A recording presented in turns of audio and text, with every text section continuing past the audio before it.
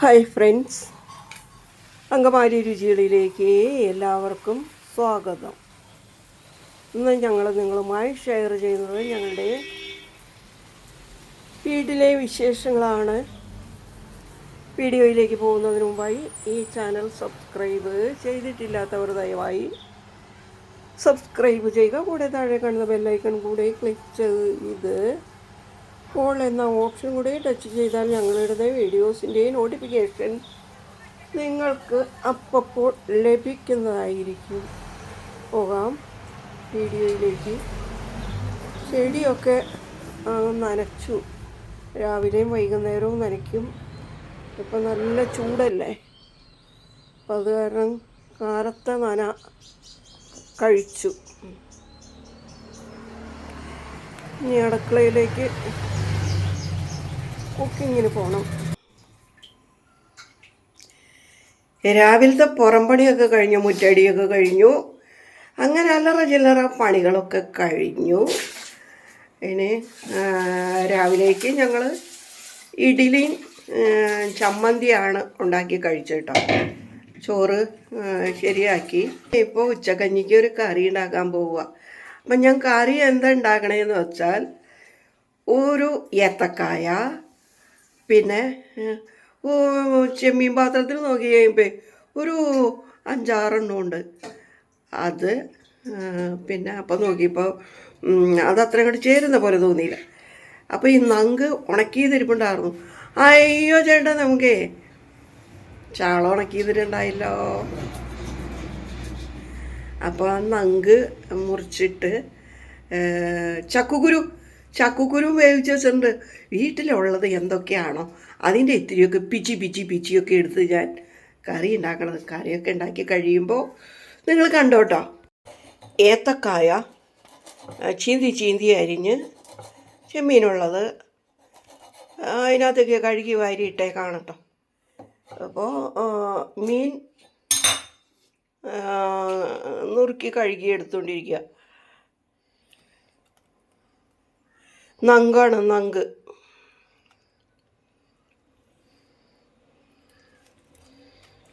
പണ്ടത്തെ പോലെയല്ല ഇപ്പോഴത്തെ ചക്കക്കുരുവിന് ഭയങ്കര വേവ. പണ്ടത്തെ ചക്കക്കുരുവൊക്കെ ഇല്ലേ, ചക്കക്കട ഇട്ട് വെച്ചാലും ചില ചക്കക്കുരു വെന്തിരിക്കുന്ന വെന്ത് പടുപടൂന്നാവും. നമ്മൾ അടപ്പത്തിട്ട് വേവിക്കണ ചക്കക്കുരു പോലും. കാലാവസ്ഥയൊക്കെ മാറിയതിൻ്റെ കുഴപ്പമാണോ എന്തോ, ചക്കയ്ക്കും രുചിയില്ല, ചക്കക്കുരുവിനും രുചിയില്ല. പണ്ടത്തെ ചക്കയൊക്കെ എന്ത് രുചിയാണ്. ഇപ്പോൾ ഏത് ചക്കക്കുരു കുക്കറിലിട്ട് വെച്ചാലും. ഇപ്പോൾ ഇത് 2 അടുക്കിൽ അടിച്ച് ഞാൻ ഫ്രിഡ്ജിൽ വെച്ചിരുന്നു. അതിനുശേഷം ഒന്നുകൂടി ഇപ്പോൾ 2 വട്ടം വിസിലടുപ്പിച്ചു. അപ്പോൾ വിസിലടുപ്പിച്ച് വെച്ചാണ് ചക്കക്കുരു കൂടി അതിലേക്ക് ചേർക്കാമാണ്. മുളക് പൊടി ഇട്ടു, മല്ലിപ്പൊടി ഇട്ടു, മഞ്ഞൾപ്പൊടി ഇട്ടു, ഉപ്പൊരു ഇത്തിരി ചേർക്കണ്ട. കാര്യം എങ്കിൽ ഉണക്കമീനിൽ ഇത്തിരി ഉപ്പുണ്ട്, എങ്കിലും ഇത്തിരി ഉപ്പ് കൂടി ഇടാം. ഏകദേശം നമുക്കറിയാലോ ഉപ്പൊക്കെ എത്രമാത്രം ഉണ്ടാവും എന്നുള്ളത്. അപ്പോൾ ഇനി ഇത് ആവശ്യത്തിന് വെള്ളവും വെച്ചിട്ട് ഒഴിച്ച് ഞാൻ അടപ്പത്ത് വയ്ക്കാമാണ്. തേങ്ങയൊക്കെ അരച്ച് ഞാൻ അപ്പുറം പോയിട്ട് വന്നപ്പോഴത്തേനും കറി ഓക്കെ ആക്കി ഇറക്കി വെച്ചു. ഇപ്പോൾ കടുക് പൊട്ടിക്കുകയാണ്. അപ്പോൾ നമ്മുടെ ചെമ്മീനും കായയും ചക്കക്കുരും പിന്നെന്താ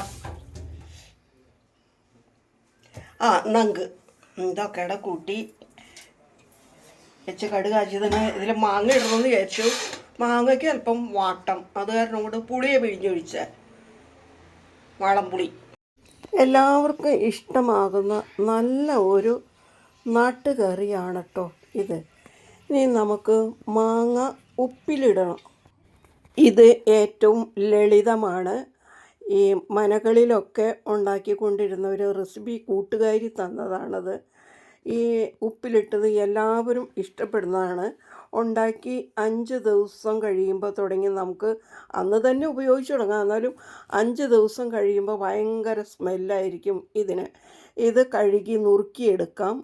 പുറത്തെ പൂപ്പൽ കളയാൻ വേണ്ടിയിട്ട് നമുക്ക് ഇത്തിരി ചൂട് വെള്ളത്തിൽ കഴുകിയെടുക്കുന്നത് നന്നായിരിക്കും. എല്ലാ സമയം അങ്ങനെ സംഭവിക്കാറില്ല. കഴുകിയെടുത്ത് അതിൻ്റെ വെള്ളമൊക്കെ ഒപ്പിക്കളഞ്ഞതിന് ശേഷം കൊത്തി കൊത്തി അരിഞ്ഞെടുത്തിട്ട് ഉപ്പ് തിരുമ്മി വയ്ക്കും. ഉപ്പ് തിരുമ്മി വെച്ചത് ഞാൻ അതിൻ്റെ ഇടയ്ക്കുള്ള വീഡിയോ പോയി, അതുകൊണ്ട് കേട്ടോ ഇങ്ങനെ പറയുന്നത്. ഉപ്പ് തിരുമ്മി വെച്ച് കഴിയുമ്പോൾ കുറേ കഴിയുമ്പോഴത്തേനും വെള്ളമൊക്കെ ആകും. ഇതിനകത്ത് അല്പം പോലും വെള്ളമോ വിനാഗിരിയോ നമ്മൾ ചേർക്കില്ല. പിന്നെ ഇതിനകത്ത് ഇപ്പോൾ കായപ്പൊടിയാണ് ഇടുന്നത്. അതുപോലെ ഉലുവാപ്പൊടിയും ഇടാം. വേറെ എണ്ണയോ ഒന്നും ചേർക്കില്ല. ഇത് ഇങ്ങനെ തന്നെ എന്താ വെള്ളത്തിൻ്റെ അംശമില്ലാത്ത ചില്ലുകുപ്പിയിലൊക്കെയാണ് ഇട്ട് വയ്ക്കുന്നത്.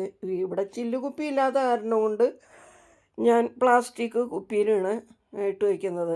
അത്യാവശ്യം വേണ്ടത്ര മുളക് പൊടി നമുക്ക് ചേർത്ത് കൊടുക്കാം, ഉലുവപ്പൊടി ചേർക്കാം വേണമെന്നുണ്ടെങ്കിൽ. പിന്നെ ഇതിങ്ങനെ തന്നെ ഇട്ട് വെച്ചാൽ മതി. ഭയങ്കര സ്മെല്ലാണ്. നമ്മൾ വിചാരിക്കുന്ന പോലെയൊന്നും അല്ല. ഇത് കൂട്ടി കഞ്ഞി കുടിക്കാനോ അല്ലെങ്കിൽ എന്തിൻ്റെ കൂടെ ചോറിൻ്റെ കൂടെയൊക്കെ കഴിക്കാനും ഒക്കെ ഇത്തിരി നല്ലതാണ്. ഇപ്പം ഞാൻ ഇതിനു മുൻപ് ഇതിങ്ങനെ ഒരിക്കൽ ഉണ്ടാക്കി, പലരും ഇഷ്ടപ്പെട്ടു. എനിക്ക് മെസ്സേജ് ഇട്ടായിരുന്നു, നല്ല ടേസ്റ്റാണ്, കഞ്ഞിക്കൊക്കെ കൂട്ടാനായിട്ട് ഇത്ര ഈസി ആണെന്നുള്ളത് അറിഞ്ഞില്ല എന്നും പറഞ്ഞു. കാരണം ചൊറുക്കിയൊന്നും ചേർക്കേണ്ടി വരുന്നില്ല. കായപ്പൊടി ആണ് കൂടുതലും, പ്രധാനം കായപ്പൊടിയാണ്. ഞങ്ങൾ പിന്നെ ഉലുവപ്പൊടിയും കൂടി ചേർത്തു എന്നുള്ളൂ. ഏറ്റവും സിമ്പിളായിട്ടുള്ള ഒരു മാങ്ങ ഉപ്പിലിട്ട് അതാണ് ഇപ്പോൾ ഞാൻ ഈ കാണിച്ചത്. നിങ്ങൾ 2 മാങ്ങയെങ്കിലും ഇതൊന്ന് ചെയ്ത് നോക്കുക. എല്ലാവരും ഇഷ്ടപ്പെടുന്നതാണിത്. ഒക്കെ ഉണ്ടാക്കി അവർ വെക്കുന്ന ഒരു സംഭവമാണ് കേട്ടോ. ഇത് നമ്മളിലേക്കൊന്നും അങ്ങനെ എത്തപ്പെട്ടിട്ടില്ലായിരുന്നു. അതുകൊണ്ട് തന്നെ ഇതാർക്കും അത്ര അറിയില്ല. ചെറിയ ചെറിയ ടിന്നുകളിൽ ആക്കി വെക്കുന്നതായിരിക്കും നല്ലത്. ഒന്നിച്ച് വലിയ ടിന്നിലിടരുത്.